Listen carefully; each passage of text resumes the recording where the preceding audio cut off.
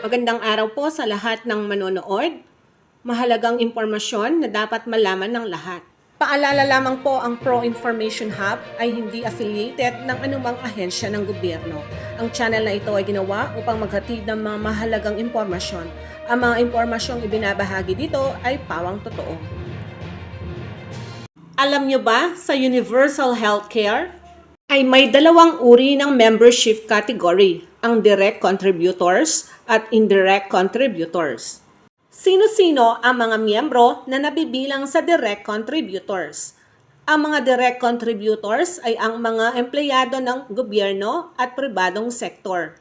Self-earning individuals kagaya ng negosyante, professional practitioners kagaya ng doktor at inhinyero, land-based Filipino overseas workers, mga Filipino na naninirahan sa ibang bansa, mga Filipino na may dual citizenship, lifetime member at lahat ng Filipino na may edad 21 pataas na may kakayahang magbayad ng contribution. Sa madaling salita, ang mga direct contributors sa PhilHealth, sila ay nagbabayad ng membership fee sa PhilHealth dahil sila ay may kakayahang magbayad ng contribution.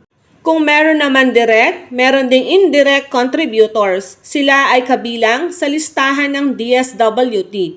Ito ay ang mga Pantawid Pamilyang Pilipino Program, Modified Conditional Cash Transfer Beneficiaries, Senior Citizens, Person with Disabilities, mga Filipino na may edad 21 pataas na walang kakayahang magbayad ng contribution, sangguniang kabataan officials, mga nairehistro sa Point of Service Program, sponsored members, at lahat ng wala pa sa database ng PhilHealth na walang kakayahang magbayad ng premium. Ang national government ang magbabayad ng kanilang contribution sa PhilHealth. Sa madaling salita, lahat ng Filipino ay miyembro ng PhilHealth.